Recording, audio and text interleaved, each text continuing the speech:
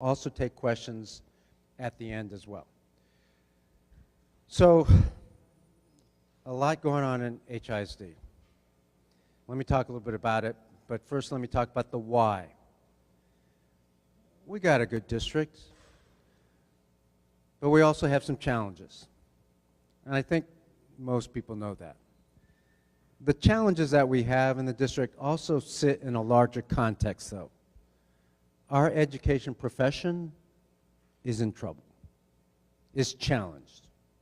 Let me just give you a little bit of data about it. Again, apologize to the people who have seen this slide presentation before. The education profession is in trouble or challenged because we, professionals, have low proficiency, especially in reading and math. This slide here, the left-hand column, says that 32% of our fourth graders in America are reading at grade level. Okay? So, technically, it's proficient or above. Right? 32%. That's the left column there. In Texas, it's close. About a third also, right? 30%. So we're about where the nation is. Large urbans, big cities, 26. And Houston ISD, 19. So, as a nation, we're struggling, and as HISD, we're struggling. That's fourth grade. And by the way, you can also see 8th grade is not much better, right? 8th grade reading. All right. Problem number one, as a nation and as a district, we have low proficiency in reading and math overall. Problem number two, we, both the nation and HISD, have not closed that gap in 20 years. Here's the data. So we've closed the gap 1 point. So in 2022, I showed you it was 19. 19 years earlier, in 2003, it was 18. Proficient or above, which is very similar to meets or exceeds. Okay? I know there's slightly different variations, but generally it's either the kids can read at grade level or not. That's what the data shows. So problem number one, low proficiency. Problem number two, we, professionals, have failed to close that gap in 2 decades. And this is 8th grade. So we closed it 4 points in 18 years. That's not a cause for celebration. That's problem number two. Problem number three is probably the one that's most meaningful for us, and that is the gap. The gap. So this is the latest data for NAEP for this district. Our students, our white students, read at 60% proficient or above. Black students at 11. I'm on the right-hand side there. Hispanic students at 14. That's a gap of 49 percentage points. 49 percentage points. That's huge. And to me, that's unacceptable. In math, it's worse. It's 58 percentage points for black students, 52 for Hispanic students. Now, it's great that we have students reading at 60% or above, or schools that have kids reading at that. That's good. Let's celebrate that. Let's support that. Let's grow that. But let's be honest about the kids who are behind. Let's just be clear about that. That's a crisis. Okay? So we got some good things going on, but let's also be honest about the challenge we're facing. Those are star scores. I'm going to talk about problem number 4 in a minute. Let's get to Sugar Grove, for example. Again, there's things to celebrate here, right? There's things to celebrate, but let's also be honest about where we are. That's our star scores on the right there. The green So 6th grade language arts in the state is 43% meets or exceeds. The district, HISD, is at 41% meets or exceeds on the 6th grade STAR ELA test. Sugar Grove, last year, 22 points, 22 percentage points. So we're behind. In math, we're at 20 percentage points, 6th grade. This is all public information, guys. It's not a secret. And you can go online and look at it quickly, too. This is our 7th grade STAR. And this is 8th grade. So I'm not telling you things. I hope you already know this, number one. But number two, I'm not saying we're not a good school. What I am saying is we've got some work to do, and it's serious work. And it's work that's got to be different, because we got problem number 4. And that is, as a nation and as a district, we're almost too late. What do I mean by that? Well, I mean that this is the last generation of students before the skills gap is locked in. Technology is moving quickly. It's not waiting for us. Medium-skilled jobs are leaving. Medium-skilled jobs are leaving. Higher-skilled jobs are being created, but not in the same numbers. If you cannot read or critically think or understand how to use AI, your chance of getting to the high-skilled jobs in the future than 2035 are lower.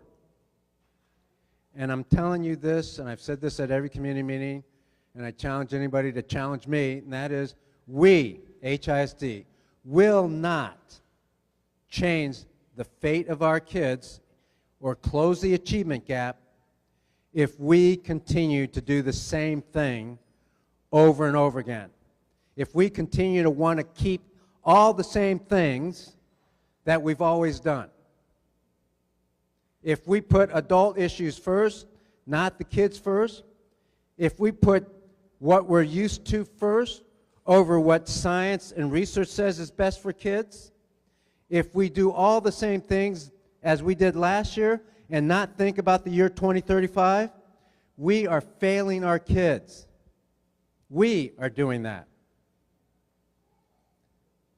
So what you're going to see in your 2035 plan is not the same. Yes, it is going to challenge us. Yes, it is going to move your cheese. Yes, it is breaking the status quo. Yes, we're not doing the same thing. And that's what some people are concerned about, and I get it. Because change is very hard. Totally understand why there's some people who are concerned about what we're doing. Let me explain a little bit more about what we're doing. So, we're not going to do the same thing. The one thing that we know works, well, that most people don't want to do, but they know will work, is whole-scale systemic reform. Not little tweaks to what we've been doing. A new curriculum hasn't changed the outcome of our kids in 20 years. A new program hasn't done it. A new way of professionally developing teachers has not done it. More technology, one-on-one initiatives, has not done it. Those things have not changed the fortunes of our kids, even though we as a nation have spent a lot of money in Race to the Top, No Child Left Behind. Here in Houston, we've had all kinds of reform programs. What's the difference? The difference is the scale of the change, whole scale, not incremental. Whole scale means several major initiatives all at once because it is a system of reform, not a programmatic reform. So, we're looking at 150 schools to do whole-scale systemic reform. Why not all 273, Mr. Miles? Because we have schools whose system is working for the kids that they have. If they're doing well, they're getting outcomes, their kids are going to college, those schools, if their kids are going to college, or they have good job opportunities afterwards, kids can read and write and do math, then there's probably no need for us to change that system for those kids. But we have enough schools, actually maybe a little bit more than 150, that need transformation for our kids to be ready. What does that mean? Real quick, I'm going to race through these slides, okay? Number one, we've got to change the teaching profession to where we can pay them more. This NES program, the NES Align program, is just the start. We're going to pay teachers more. Can't do it all in 1 year, can't catch up all in 1 year. But over time, we're going to. We're also going to focus on instruction and keep the focus on high-quality instruction this coming year. We got to change the way we coach. It can't be this evaluation where we come in once every 6 months or once every 4 weeks. We've got to be coaches on the field. We got to push supports to the school. That's a busy chart, but what this chart says is that these people on the bottom there, the bottom below that line, they're not at Hattie Mae anymore. They're not at central office. They're in the division headquarters closer to your schools. Staffing has to change. There's a lot I can say about this, but we've got to have staffing to where we don't have to rely on substitutes, where we have teacher apprentices and learning coaches. Teacher apprentice, learning coaches. The reading wars are over. We know how to teach kids how to read. Simply put, that's a simple view of reading down there, that equation. You got to teach kids how to decode. That's partly of phonics. And have knowledge-based content. Both of those. That's what we have to do. This notion of just giving kids a whole bunch of books to read, we've proven that doesn't work. If they can't decode, they will never learn to read. Getting mad at them for not reading over the summer when they can't read, that doesn't work. Don't get mad at a kid who can't read and just throw a book in his hand. That does not work. We've already learned that. So we're going to use the science of reading so that kids learn and grow. We're going to continue dual language, meaning we do want kids to speak more than one language. If they have the language as a second language, that's good. So we're going to continue with that. You've seen this graph, but this time I circled special education. We, professionals, have to do a better job with special education, students with special needs. Part of it is we've got to support our special ed teachers. We say all the time that special ed teachers have too much to do.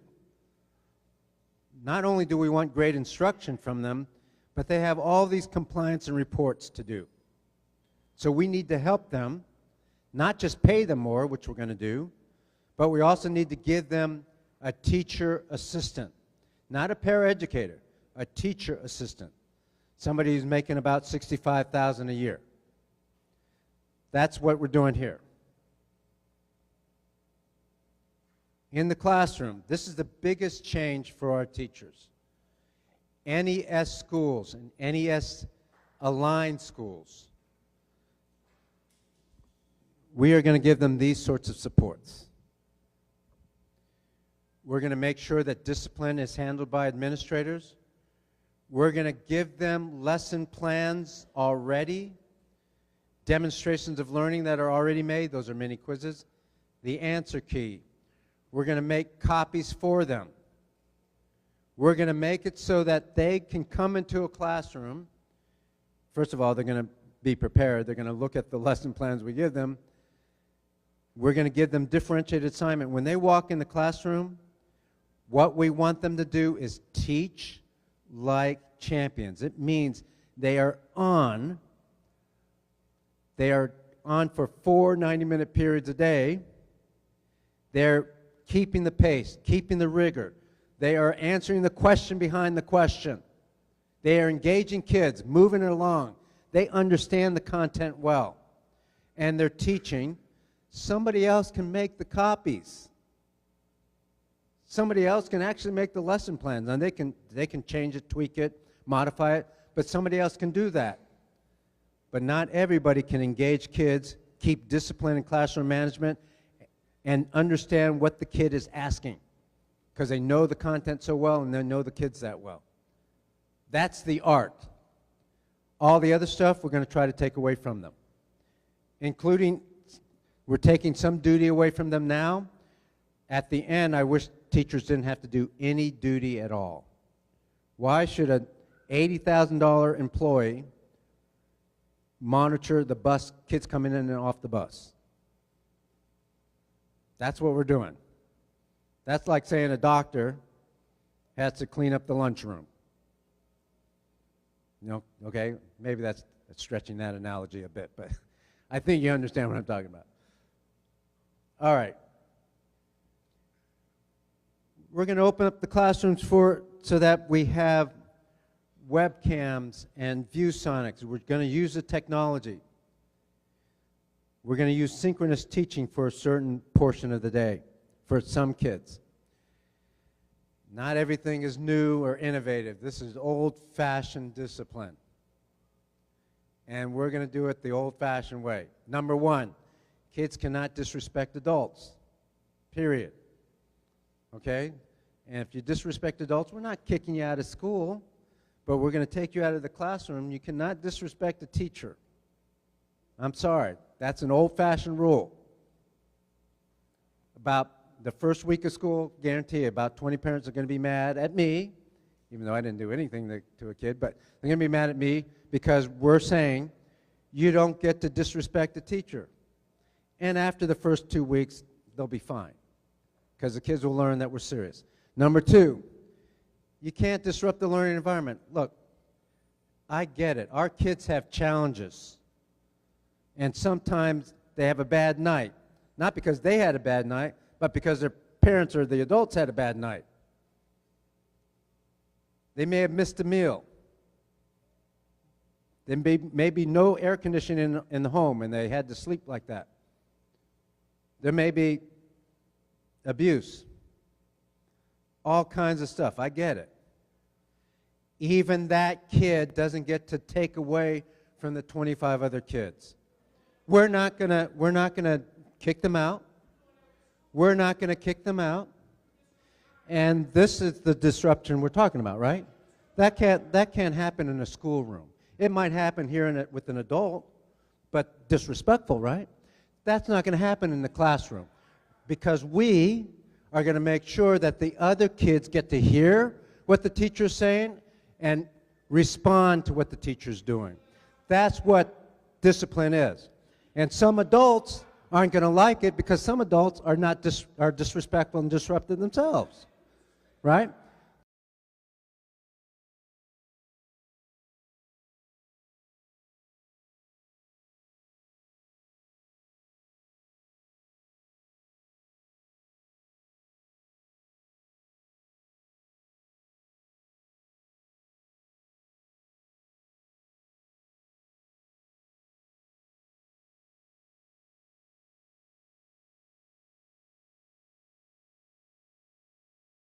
Soon. We're going to open the doors at 6:30.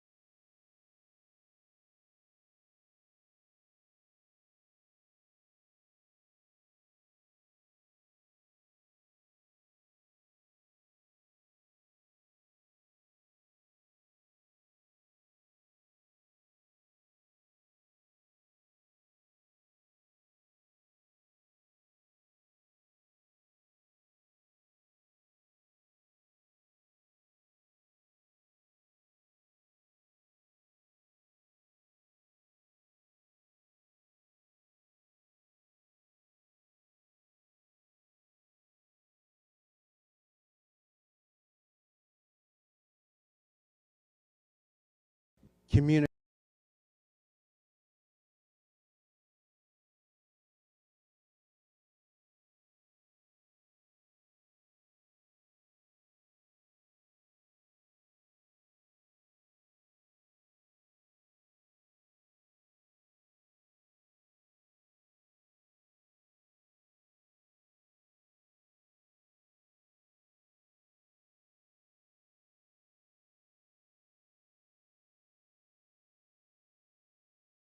ed and dyad classes.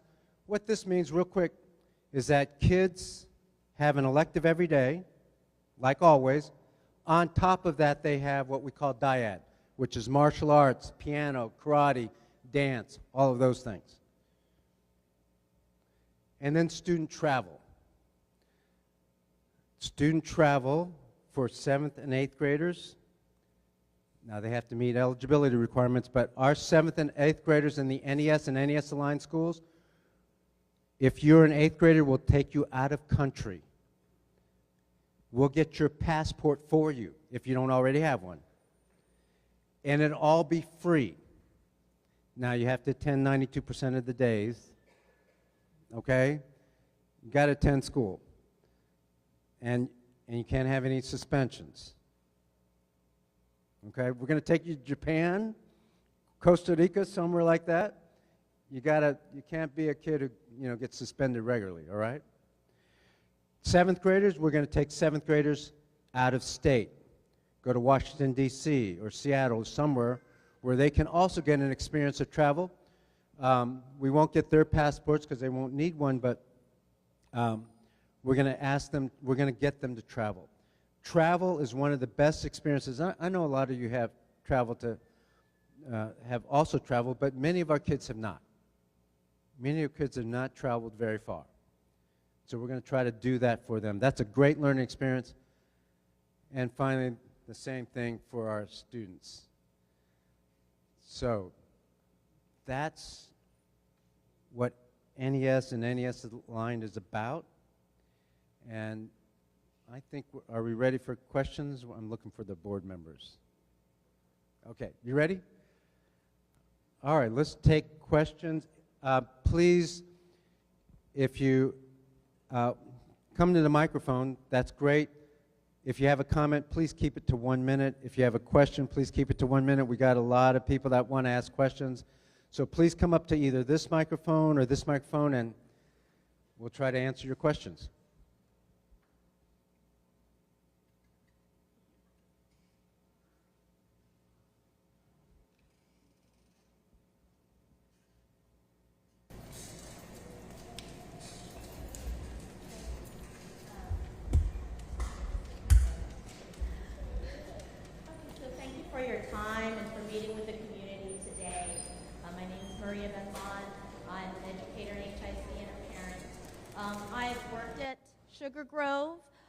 I'm not sure how much you know about the community here. It's a community of newcomers and refugees. One of the things that I learned as I came here is that there's 30 different home languages that account for a lot of the struggles that our students have. It's a RISE campus, it's a hard-to-staff campus, and therefore we had a $10,000 stipend before. And the struggles at the school are hard, and I understand the data that you shared.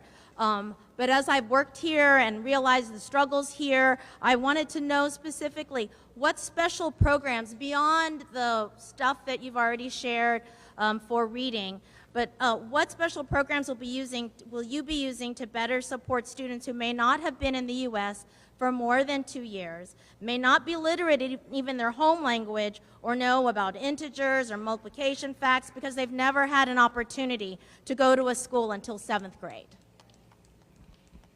So that's why we're going to spend so much time in the science of reading.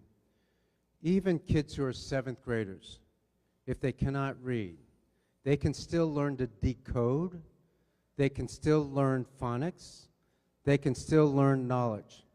So even if they have to start with sounding out letters, they can still read. We're going to do dual language for the kids who need it. We will do that, so that we will still have bilingual teachers to help. But we have to start, even in 6th or 7th grade, to help kids read. Because the truth is, they need both languages, both Spanish and English, or their native language and English, to be in the best position possible to get high-skilled jobs in the future. Hi, I'm Dana. I'm a parent. I've spoken to you a lot. Do you realize that associating these libraries with discipline will have long-lasting effects into these children and adults? Because when I get in trouble and I see a corner, yeah, oh man, I remember that, I got in trouble. I'm not going to want to go in that corner. Ironically, at my house, the corner is our little library. On top of that, how many positions do you really think are still open in your NES schools? Because I have a number, and it does not mesh with your number. Lastly, our open doors are not how we keep our children safe. You do not have your front door open or unlocked, even at your home. It is a solid door. In most schools, outside doors are glass. So the only solid door these classrooms and protection these classrooms have are the solid doors of each classroom. And that's how you keep an intruder out, not by being professional. So your first question had to do with libraries. So I think you don't have a good understanding of what a team center is. I would ask you to wait and look at the team centers when they are in action and kids are in there. The team center, the smallest part of the team center, it would be like sitting a kid out in the cafeteria and saying, do you know what using the cafeteria for a discipline spot will do to the cafeteria? Well, I'm not sure it'll do much. The same thing with the team center. Discipline is a small part of that. Team centers are about differentiated instruction. What she's talking about is when kids are in the classroom under this model, after the first 45 minutes of direct instruction, the kids are separated into 4 groups based on their level of proficiency. So some kids struggle, they need more time. Those kids will stay with the teacher, who will continue to teach them directly or guided. Then there are kids who already get it. They don't want to sit there another 40 minutes listening to the same thing. We're going to push those kids. We're going to challenge those kids. Those are the proficient kids and the accelerated kids. Those kids go into a team center with desks and chairs, and they work in pairs or individually. That's what a team center is. It's used throughout the day after the direct instruction. And yes, on occasion, a kid who gets pulled out of class, who does not get sent home, which this person would criticize if they got sent home, they're not getting sent home. They get placed in a team center where there's a learning coach who can watch them. That would be like sending them to the, I don't know, the suspension room, which we don't have, or the cafeteria, or the principal's office, whatever. No difference. So team center is a small, discipline is a small part of team center. It's mostly about differentiated instruction. Next question.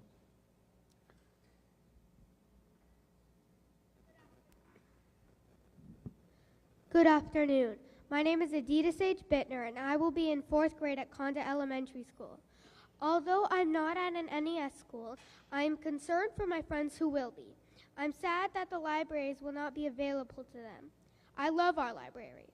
I am also sad to read in the Houston Chronicle that the smart kids will get a packet to do work. Quote, for 40 minutes quietly, independently, highlighting, annotating. I like to be able to focus and get my job done, but I also enjoy working on projects with my classmates. I learn a lot from other students and my teacher who personalizes the lesson for us. I can help others learn when we work together. Worksheets are boring. We're kids, and we like to laugh and be active as we learn. Mr. Miles, how will students enjoy learning when they are isolated to do STAR prep? Thank you.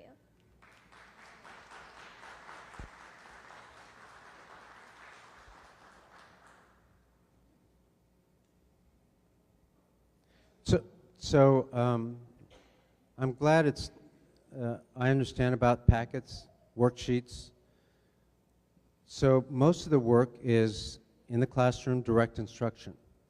And then when kids come here to the team center, They're proficient or accelerated, and there's actually 2 different sections.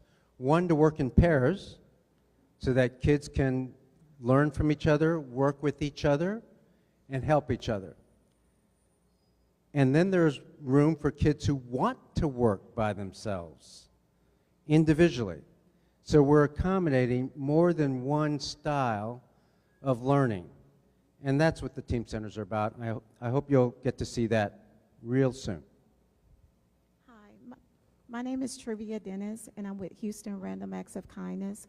We have a foundation where we've put rack rooms in several HISD schools, and there are school incentive-based stores. So I know that you have an incentive program in place for teachers.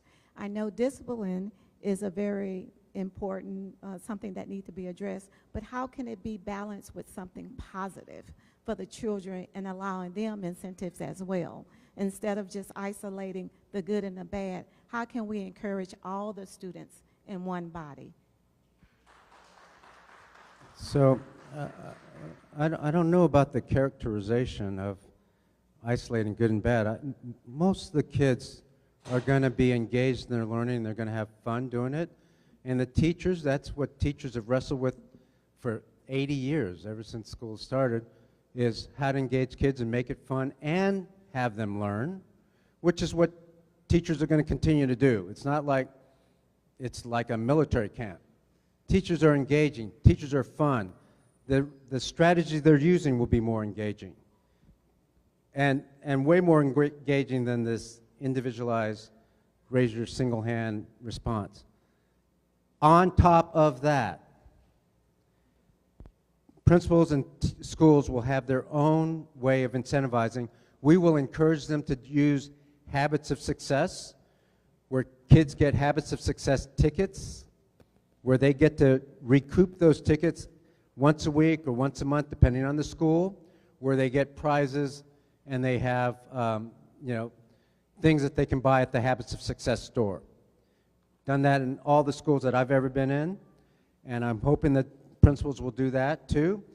They have some autonomy over that, so I don't want to dictate that to the non-NES and NES schools. And even those schools, if they have their own program, they can use their program to incentivize kids. Oh, wait. We're over here. Sorry, we're over here, and then we'll come back.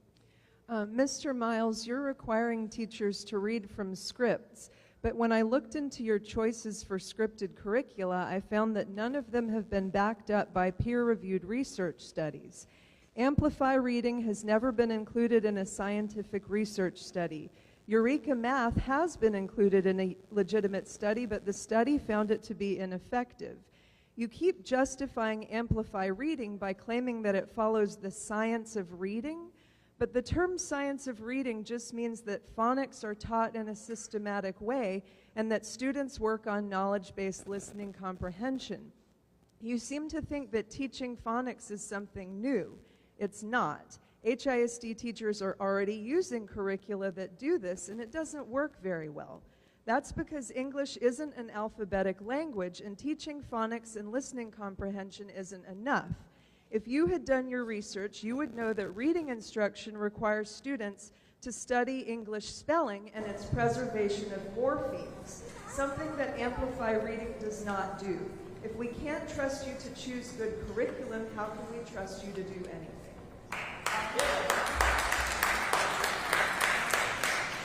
You need to do more research. Ask TEA, Texas Education Association, why they're pushing Amplify, and many other schools are. You have to ask TEA why they're pushing Eureka and Carnegie, and the research that backs that up. Once you do that, you can come back and ask again. Go ahead. Real quick, so my name is David Dennis. I'm with Houston Random Acts of Kindness as well. And I know how important discipline is, but my question is that when we're talking about disciplining kids, we also know, and you spoke a little bit about it, about kids have other issues and things like that.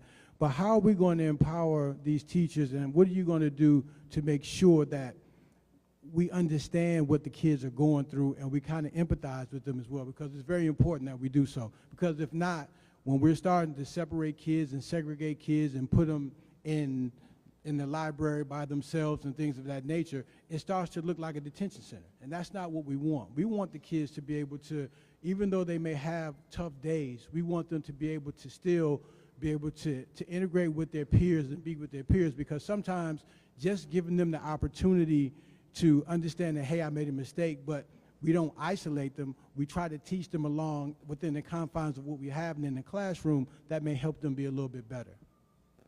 Thanks for asking. You know, this is the same question we educators have asked for 30 years. This is not new. And this is not related to the Team Center. This is a question every school can ask every day, all over America. How do we help kids who are struggling? How do we help kids from poverty? How do we help kids who are abused? How do we help those kids? That has nothing to do with NES. Has nothing to do with HIZ. It has everything to do with our profession and trying to educate kids who struggle. So don't try to associate that with the NES program. Here's the answer. We're going to take care of those kids anyway. We're not going to kick them out of school. We're not isolating them all day. We're going to take them out if they are that disruptive. We're going to move them out. We're going to have a counselor talk to them, or an AP, or the wraparound service person. It depends on their challenge, and we're going to help that child. Some children just need a break, a timeout. Now, we don't want to do a timeout for an hour. We want them back online, back into the classroom, but not directly from the class they just left. They'll go to the next class. And no, yes, our kids are challenged. They're not broken, guys. They can behave. We need to help them, but you don't get to take away from 25 other kids. When are we going to learn that? That's what we need to do. So we're not going to let any kid take away from the other kids, because that's not fair to that child, that child, that child, and that child. And those children also deserve undisrupted education. We'll help this child over here and at the same time help all these kids here and respect the teacher and help the teacher teach, which is, if you ask every single teacher out there, that's what they want. No teacher wants to spend 20, 30 minutes on one child and not take care of all the children in her class. So let's do that. That's what we're going to do. I'm over here, sorry. Hi, I really liked what Adita said a minute ago about children needing to have some enjoyment during their day in school. And I remember how much I looked forward to PE and recess when I was there. And out of all the activities I did, I was learning some stuff about competition, collaboration. I found my forever sport in a public high school. One thing I really can't imagine being very fun for children is exercise biking. And I have done that. I've done spinning class myself as an adult. And I think for the adults that are in a spinning class, it is a good way to get your cardio. And the instructors do their best to add a sense of energy to the room with really loud music and essentially yelling at the people, encouragingly, but yelling. Neither one of which probably is really appropriate for a school setting. So I am having trouble visualizing the spinning classes. So these are my questions about spinning. Can you which schools are getting the exercise bike? Is it all 28 NES schools? Is it all the NES aligned, or what? What is the setup? Are they located in repurposed academic rooms or in a corner of the gym, or where? How many exercise bikes are in a typical bike classroom? How much does each bike cost? And what age of students, well, backtracking on the cost, if you know the number of how much will be spent this year on exercise bikes, I'd really like for you to provide that. And then finally, as far as the students are concerned, what age of students will be using the exercise bikes? What grade levels? And how are the cycling classes integrated into the school? Are they in lieu of outdoor recess? Is cycling an elective, perhaps one that only lasts a quarter and then it's gone?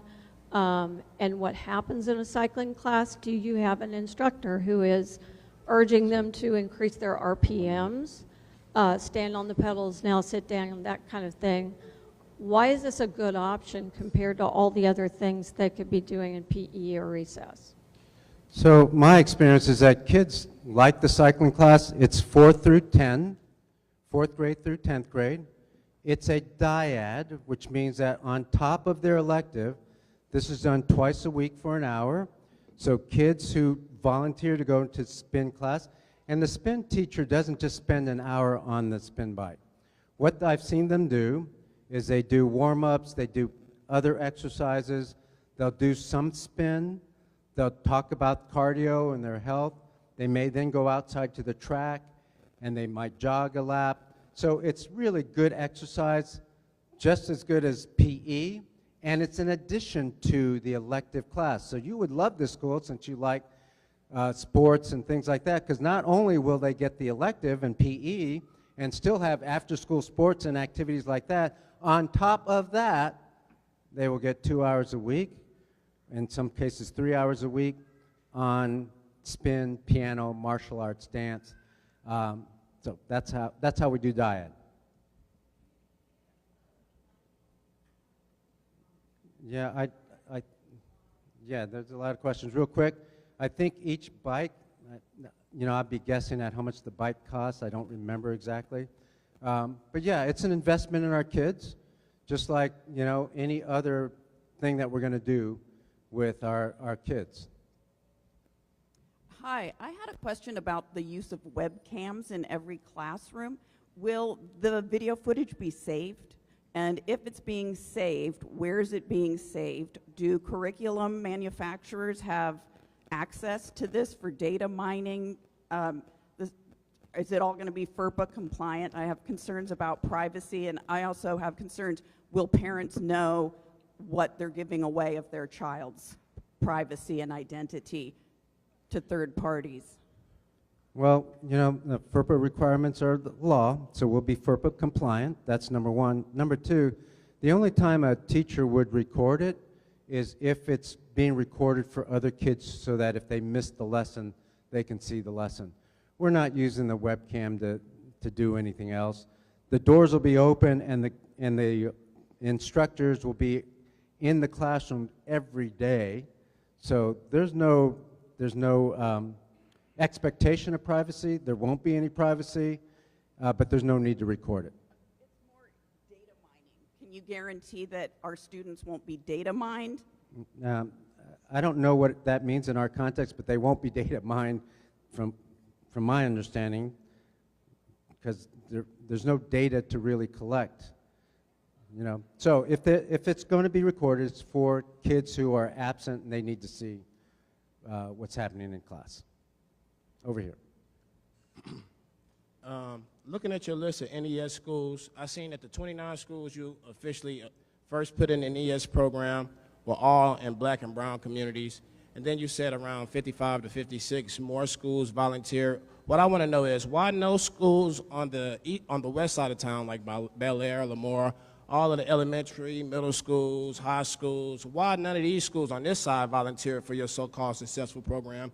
And also, my second question is, how do you plan on, what's your discipline plan on the west side of town? Do you have a discipline program and plan set in place for the children at Bel Air and Lemoore and all these schools over here? And you come in here, got a whole plan laid out for the east side of town. Now, I want to know what you got in plan for this side. So, I believe we're in the west. So, Laura, how many schools are in the NES or NES Aligned program in the west side of town?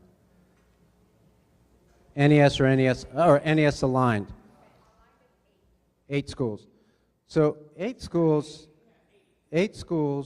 in the west volunteered. Yeah, 8 out of 80 volunteered to be in this NES program. So it's not just those other schools.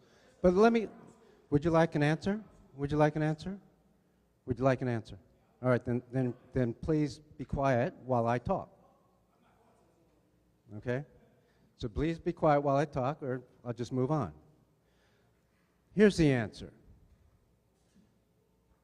In the end of the day, NES and NES programs are about equity. It means we're putting more resources in the schools that have been underserved. More resources. All right, next question. Okay, good afternoon, everybody.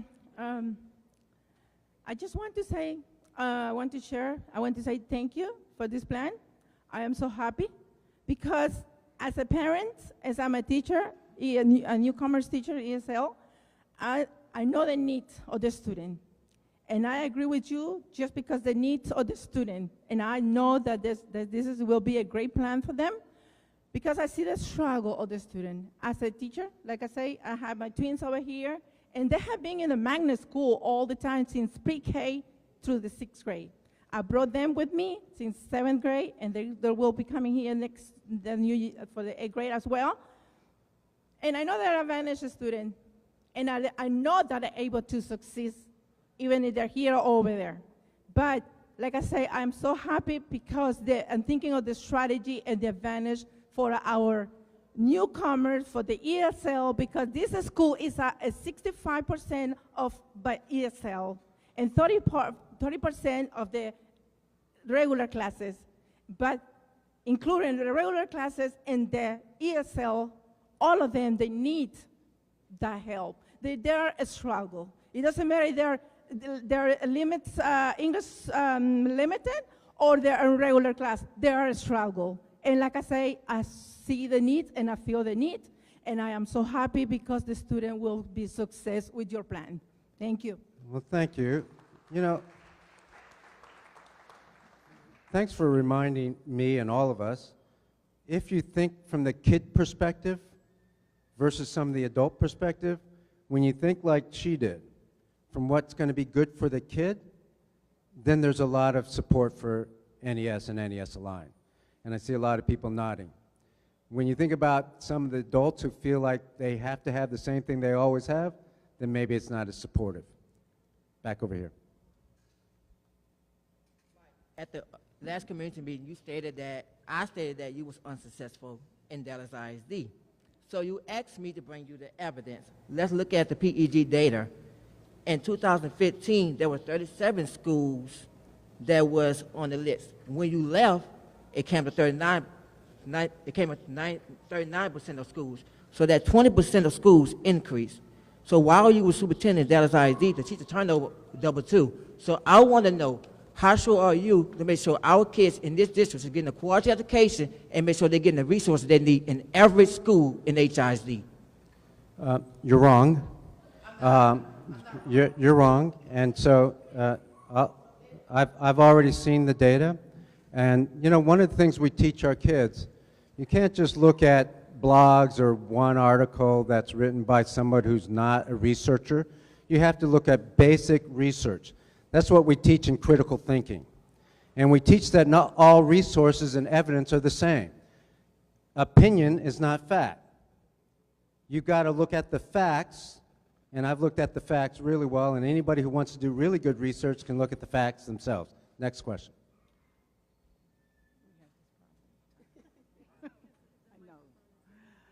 Michelle Williams, Houston Education Association, and I am here on behalf of our membership, and I want to talk about HISD's core values, and I'm going to read them. Safety above all else. Student learning is the main thing. Focus on results and excellence. Parents are partners. Common decency and human capital. I'm going to read the bullet under common decency. The district shall be responsive and accountable to the public and its employees. Community members and employees shall receive respectful and courteous treatment. I'm here to address the email that was sent out. In HISD, our core values are common decency. That email that was sent out is not common decency. We are Team HISD, and we value our employees from HR down to Shady Dale's crossing guard. And we're asking for you to come into this district. We respect your right because TA put you here. And we're not negating that, and we're not arguing about that. But don't mistreat our employees. We have been here, we have carried this district, whether you respect that or not. But to have that email leaked and to have your executive directors talk to people and say that they cannot be released, inmates are released, prisoner of war are released. They are employees, and they are valuable, and we respect them, and we value what they bring to Hattie Mae because we depend on them. So what I'm asking is, how are you going to address that issue with the person that sent that email out? Can you, I mean, I don't want to talk about personnel issue, but can you give me a hint of what you're talking about? The email that the Houston Chronicle wrote about, everybody's been talking about the email that gave directives. This is not the military. What email? Could you? The email that's in the press. You like research? Research it. So that's what, and exactly. We want our people to be respected. That is it. Do not mistreat the teachers down to the crossing guards. That's what we're asking for. Okay, well, I will look that up. I don't know what you're talking about. Good. I am a student, and I am a kid, so this is my perspective. My name is Vera Moore. I'm a Sharpstown student speaker. These following questions are from my team who are concerned about our school located across the track field. Sharpstown is a school that is filled with people of color and our first-generation student Americans. We are considered proficient academic-wise, with our senior class raising $13 million in total financial aid and scholarships, with 86% completing the aid. And before saying I am wrong, this data comes from our school career center in HISD itself.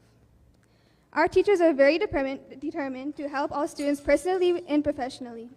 With Sharpstown being a non-NES school, what are your plans for Sharpstown and other schools that are non-NES? And I'm sorry.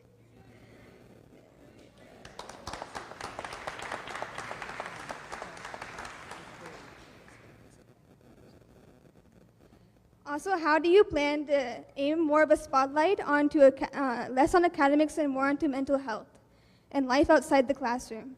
Our school has increased attendance problem-wise, and the drug abuse issues have accelerated, also fighting issues physically. This is not caused by the school, no, but it happens during school in classrooms, therefore making it important, which is important to acknowledge whether it is an NES school or not. May I mention it determines such student behavior. What are you going to do about the mental health issues around our area? And how will you treat our counselors? Sharpstown has accelerated extracurricular program, such as our theater.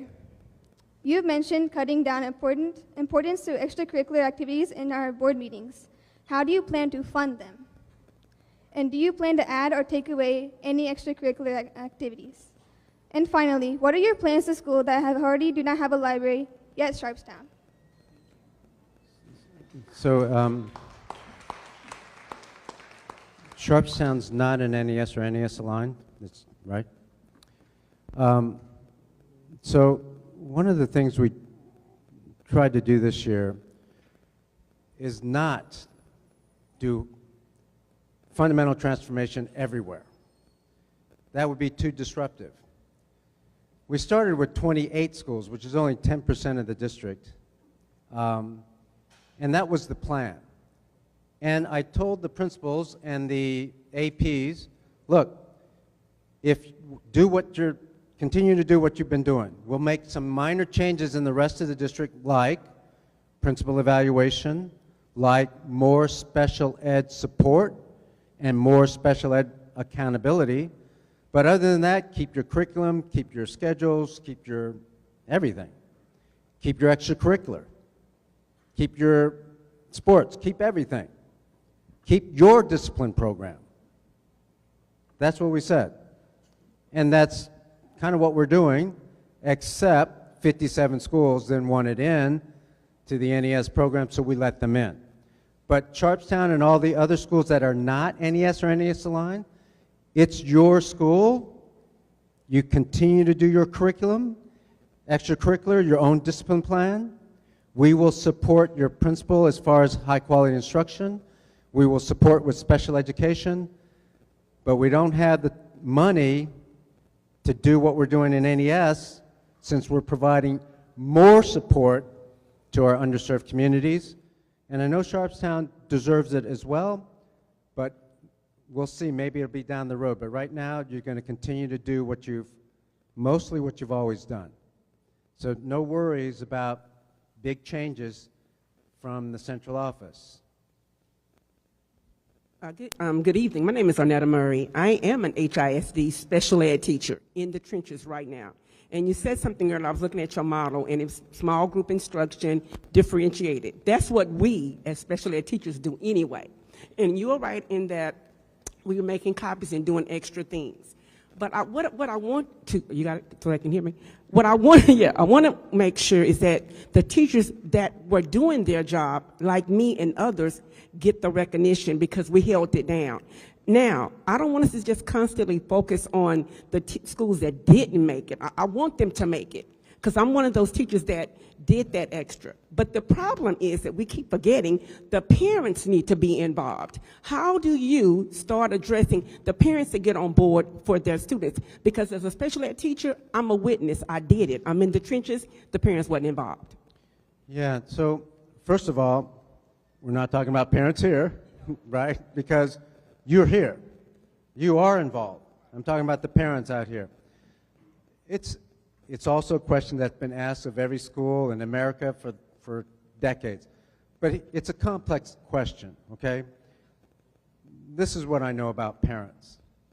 Overwhelming majority, 90-some% of all parents want their kids to succeed. They want the school to succeed. They want their kids to do well. Many of them are trusting the teachers and the school to do right by their kids. I'm half Japanese. My mom didn't speak English. She had 8 kids, and we were poor.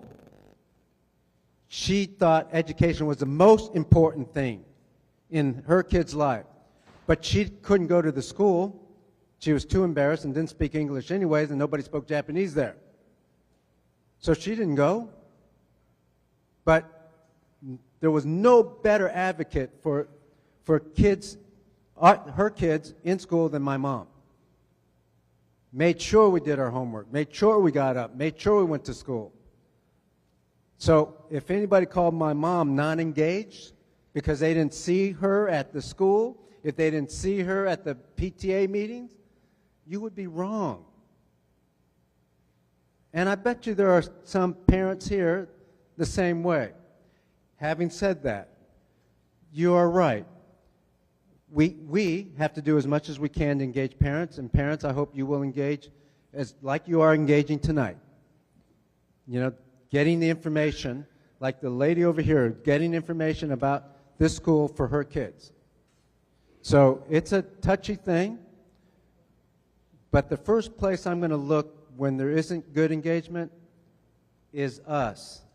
The teachers, the principal, the superintendent. Not blame the parents. Okay. Back over here. Question was going to be, I have to follow up on that. I used to be a teacher. I called every single one of my students as parents, whether they liked it or not. And I found that every single one of them really wanted to be involved in their kids' education. And also, you have an audience here of people who support your plan, oppose your plan, but everybody united in the fact that we all want our kids to do well. And so my question is, what specifically would you like us to do to help kids do well? And for context, I was a part of this organization, Ascending to Men, that HISD used to have, to my understanding, isn't there anymore. For people like me and people in the audience, what can we do if we're not teachers or school employees to help students in the best way that we can? That's a great question. So here's what I think people can do who are not teachers or part of the school. Number one thing, parents, Number one, get your child to school and get your child to school on time. Part of me says that is actually your job, not my job, right? Get your child to school and get your child to school on time. We're opening the doors at 6:30 for NES and NES aligned schools, 6:30. We're doing that to help parents, not so much the kids. No kid wants to be there at 6:30, okay? But for parents who have to go to work and have to get to work by 7, what are you going to do, right? Wait till 8 o'clock? So that's the number one thing you can do. The other thing is, and this sounds almost trite, but this is what everybody who studies this problem says. When your child gets home, ask them open-ended questions about what they did at school. You know, ask them not, how was your day? You know, ask them open, like, tell me the most important thing you learned in science today. Things like that. Would I like it if every parent came to school and volunteered? Would I like it if every parent came and walked the halls and looked at the team centers? That would be great. Would I like it if every parent volunteered to cut, you know, their circles out for the kindergarten teachers and things like that? That'd be great. Look, that's not a requirement, though. Good if you can do it, but not every parent can do that. And there are some families that are working so many hours, I'm very sympathetic, if they can't come to the school. Hello, everybody. I'm actually following up with the last two people. I also was a teacher.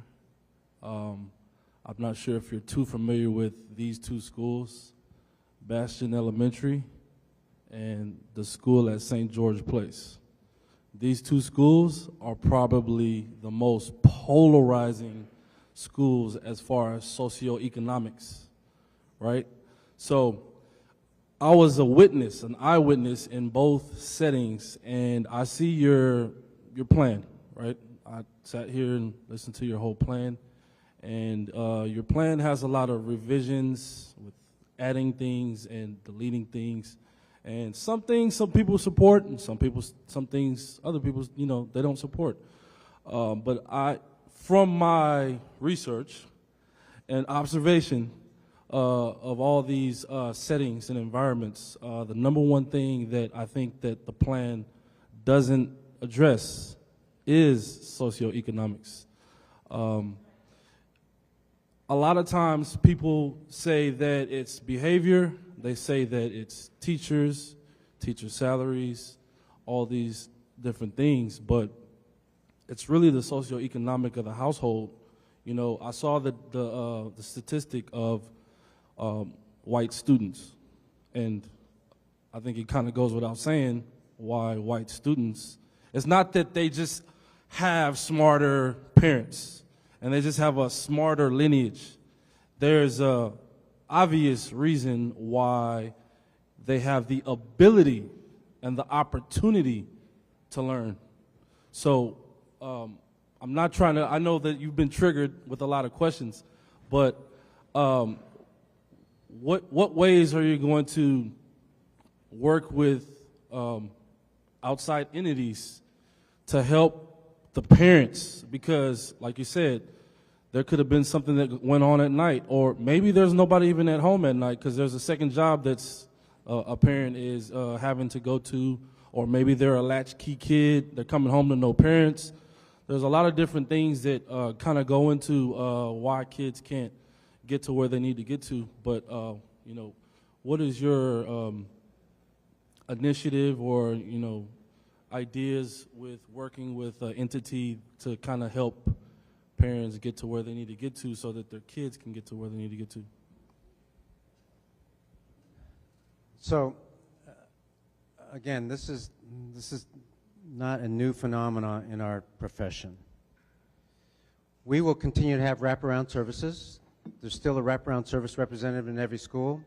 I had a good talk with the founder of Pro Unitas and the Purple. We're going to continue to do that. You probably heard that I'm creating 6 sunrise centers.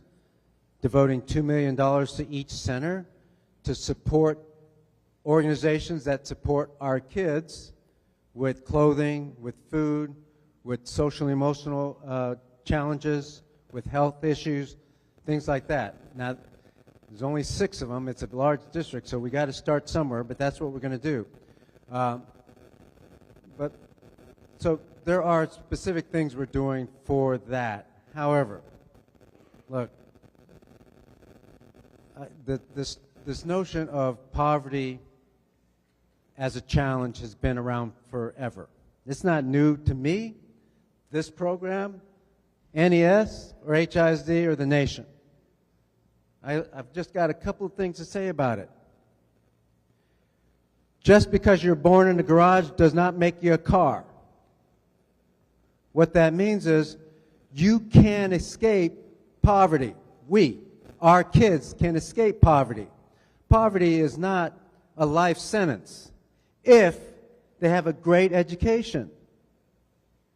Number 2, the kids are not broken. Yes, they have challenges, but I refuse to say that a kid that is poor cannot learn, cannot grow, cannot escape that, cannot go to college. Why? Because there's too many of us who have broken that mold.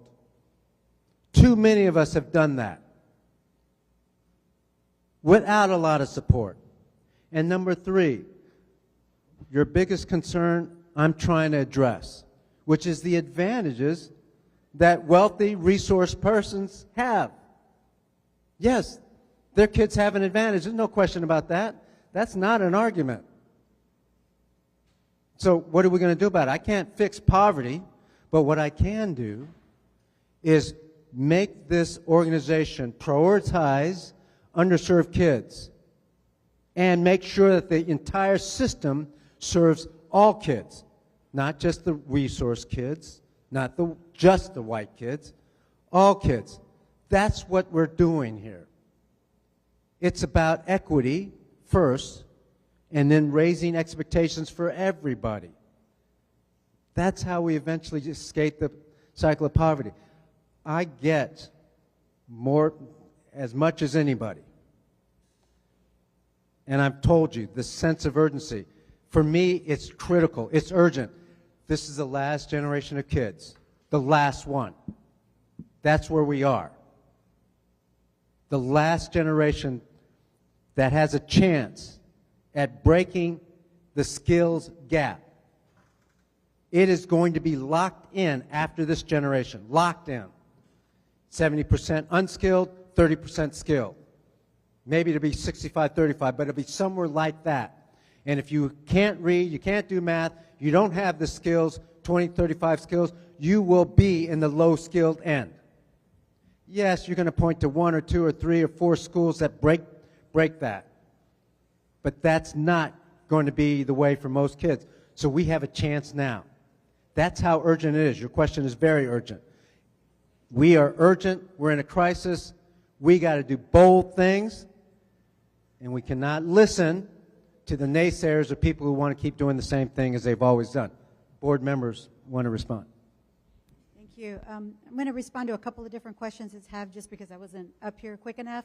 But one to the parents that speak other languages, just not just Spanish, is that we're also talking amongst ourselves of the board and the superintendent and his team to try to get more folks that speak the language of the community of the school. So the parents feel more comfortable coming into the school and if talking to the administrators about their children and what's happening in that day. So we are having those discussions. On the partnerships that you were asking about is what are we doing? So I know the 9 of us board members are kind of splitting up and visiting with partnership organizations that are coming in and saying, we can do this for your kids. We can be at this school. We're part of the east side or the west side. So we are having those conversations with those organizations to see what they can do to add services, whether it's mental health services, whether it's swimming lessons, whatever it is that that school might need or they're offering. So we are having those meetings as well. So we're trying to get out there as well, besides these community meetings, to find out who's out there, what they can do that may not even cost the district any money because the organizations are doing it. So we are out there doing that. Just wanted to kind of give you that update.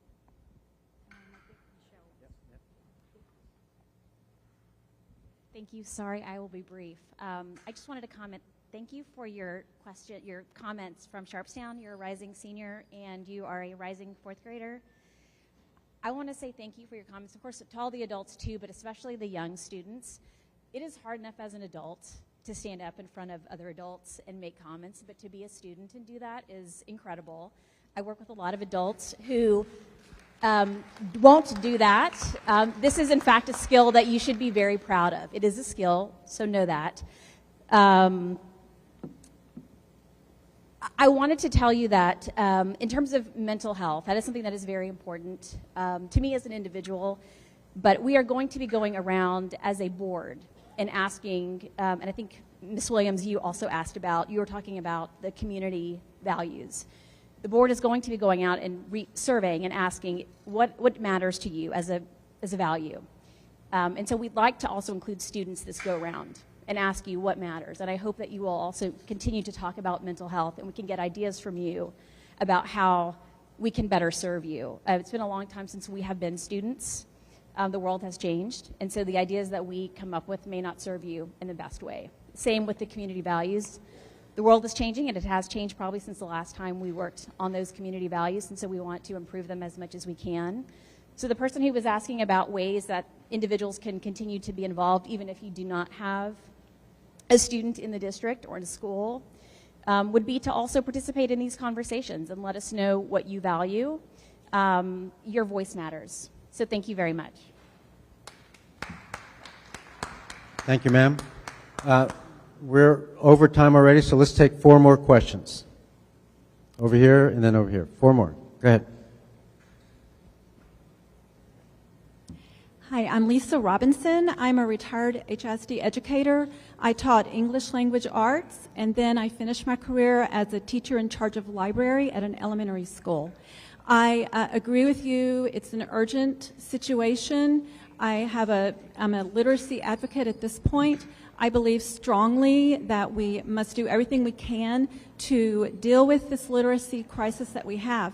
But I feel that a very important tool we are about to just give away, and that is the library services on these campuses. You say we need to make change, but the change happened only 1 year ago. We went from about 48% of schools with libraries to a little under 90%. That's only in the last year. Before then, many of these schools that are on the north and east sides of town had no library services for year after year. And so when we talk about ways that we can really make a change, why not keep those library services in place in those struggling schools? I speak from experience as both an English teacher and a librarian. When I was in the classroom, I sent my students down to the library for lessons on research skills. When I was in the library, the teachers came to me and I assisted them with putting together wonderful research programs, and special speakers came in. I did reading with the kids, read-alouds. I worked with students individually who were struggling readers to find that perfect book. Those are the types of things that trained librarians can do for your teachers. They are the best and strongest partners that you can have on these campuses to support the work in the classroom. And it's a full library program that we did with incentives to make reading fun for the kids. And I saw the difference in the 6 years that I was at my elementary school. I pray and hope that you will reconsider your decision to put library services back on these campuses. You will not regret your choice. And like I say, this was a new initiative just in the last year, so I just hope that you will consider putting that back in place and just let it play out and see what happens in these struggling campuses. Thank you. So I'll try to be fast on this question. So everything is good, everything has a place, everything has a role.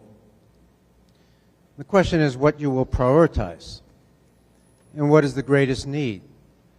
It'd be great to have everything, You know, more electives, more CTE, more reading teachers, more teachers trained in science of reading, more libraries, more football. The question is, what will you prioritize? You already know we don't have a lot of money, and so we have to prioritize what we do. In the last 20 years, we fought the science of reading wars. Let me tell you a little bit about it, just a little bit. And if you haven't read, just for one item of analysis, just one, there's many out there, Sold a Story is a podcast. Please read that. Because if you read that, you'll see that one of the challenges in our profession, one of the fights we've had is, how do you teach kids to read? There was a whole group of people backed by a lot of money and textbook companies that said, look, just put books in front of kids.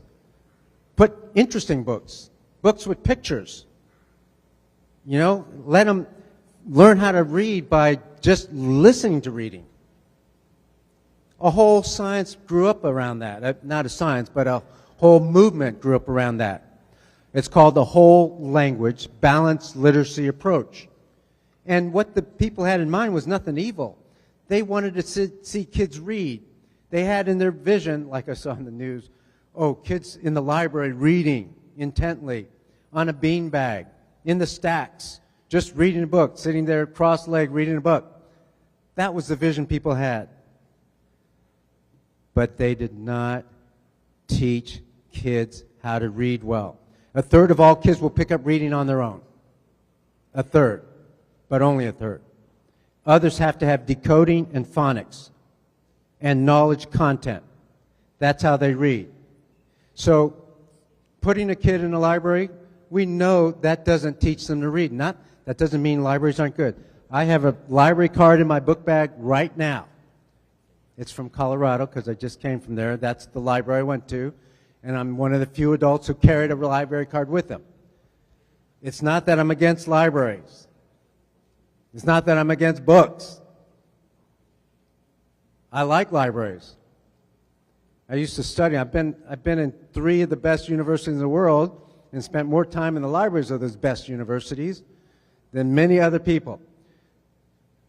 But given a choice right now, I can take away the science of reading teachers. I can take away the additional money for reading teachers right here. Just take them away. And we'll keep the librarians. So what is the priority that you want? And so in my case, we're going to do science of reading. When the kid can read, he will love to read. He will love to go to the library and read when he can read. He will love to read when he can read. I would like to give you a vote of confidence for taking this job, number one, and thank all the educators and facilitators in this room that have showed up and keep my son and daughter safe. I come from Piney Point Elementary. I've worked with the HISD police and the constables doing logistics outside, and I think if everybody would take a look at each other first when they wake up in the morning and give everybody a vote of self-confidence to work together, everybody achieves more. And like I said, I want to appreciate you and every educator and facilitator in here that keeps my son and daughter safe.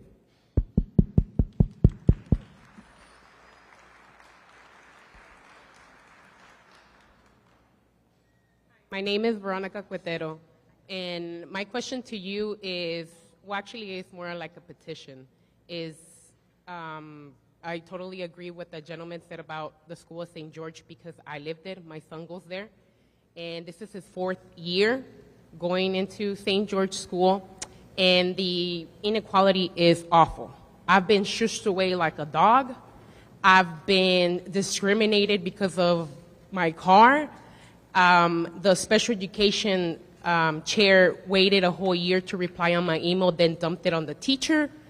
So my petition to you is please do not leave any stone unturned. I really love your commitment and what you said about special education because I have 3 kids that are autistic on different levels. And now I have to go to 3 different schools because this school doesn't have this program, they're in different programs. And these struggles that I've had to deal with at St. George Place is awful, awful. Like, you have no idea. And right now, I'm very worried because they're trying to take away my son's teacher, which she's a great teacher. She writes to me every single day that he was in her class every single day. I sometimes even felt embarrassed because I didn't write back. That's how much dedication she had. So the teachers are not a problem. It's the special education chair and the upper authorities that you need to take a look at, because the treatment that they give, I'm sorry, the white kids in that neighborhood versus the treatment that they give the Latinos, the African Americans, the Asians, it's like for you to just take away their star of family friendly that they have there and just throw it away, because it's, oh my God. So I plead with you to please look into that. And also, I don't know if y'all know, but St. George is a Title I school, which is astonishing to me, because I cannot receive an after-school program for my son unless I pay $400. Where am I going to get that money? I don't work. I can't work. I had to quit my job 3 years ago so I can take care of my kids and have my kids be where they need to be right now. Yeah, what you say bothers me, and it pains me that we treat kids differently. I don't know everything, what's going on. I will find out. I mean, I've read all the SPED reports from 2011 on that TEA put out. So I get that there's a challenge. I'm the first superintendent ever to put 20% of a principal's evaluation on special education. That shows you how much we want to do about SPED. I'm the first one ever that's going to raise the SPED salaries in the NES and NES aligned schools to $90,000 and give them a $10,000 stipend and give them the NES schools and give them a teacher assistant. Look, that's not enough. You're right. It has to do with my level, right? The central office. It has to do with department chairs, not the teacher. You've never heard me blame a SPED teacher. I say they're overworked, right? And I think they don't have enough resources. No, and we're going to train them, we're going to help them and support them. So I will find out more, and where we see where we can help, we'll do it, okay? Okay, great. Thank you. You get the last question. Oh, hi. Hi, I'm an HISD teacher here in the West area. I'm also a parent. I have we're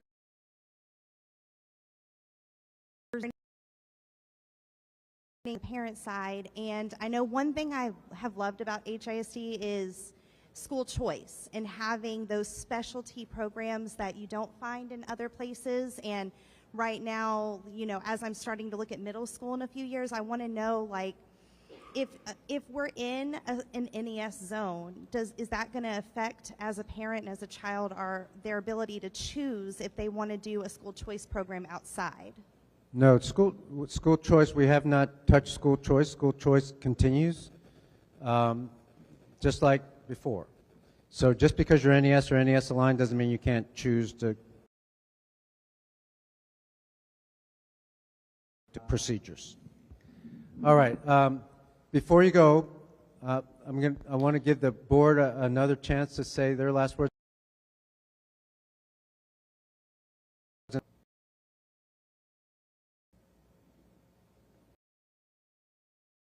I say thank you, in particular to the young ladies that spoke. I don't know where she went. I did say, like Michelle, that's a skill. So thank you for that. The parents that are here coming, that's what these meetings are for, to hear if there's issues, if there's challenges. That's what we want to hear. Let us know so that we can take care of it. We're not everywhere, or the super is not everywhere. So please continue to come. We will continue to have these. I appreciate it. Los que hablan español, yo también hablo español. Si me quieres hablar más tarde, hablamos. But we are working at that too, is making sure that we have people in the schools that speak the language of the school community. So we want you to know that. So thank you again for coming. We appreciate you. We hope to see you again soon. Thank you, Paula Mendoza. And I failed to thank all the educators who are here. Thank you for everything you do. Please stand up.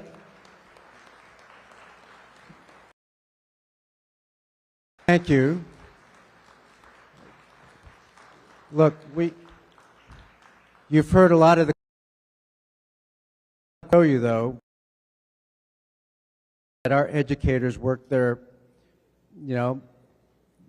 off, and it's a really hard job. It's not about the money, it's about the commitment, it's about the love for kids. That's what you represent, so thank you very much. Parents and everybody in the community who came out today, thank you very much. This is not the last time you're going to see me. I will come out to Sugar Grove once the kids get here, okay? It's a big district, but I will be here also to Sugar Grove when the kids are here. Thanks for your time tonight. We'll see you.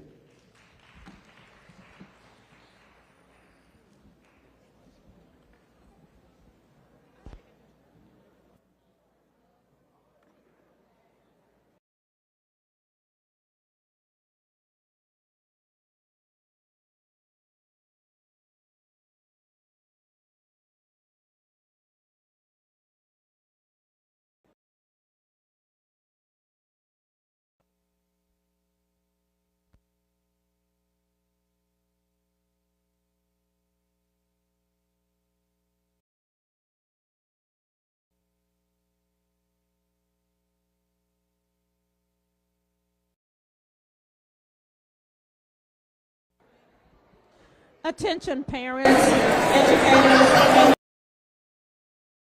over there, where you see the SGA scholar.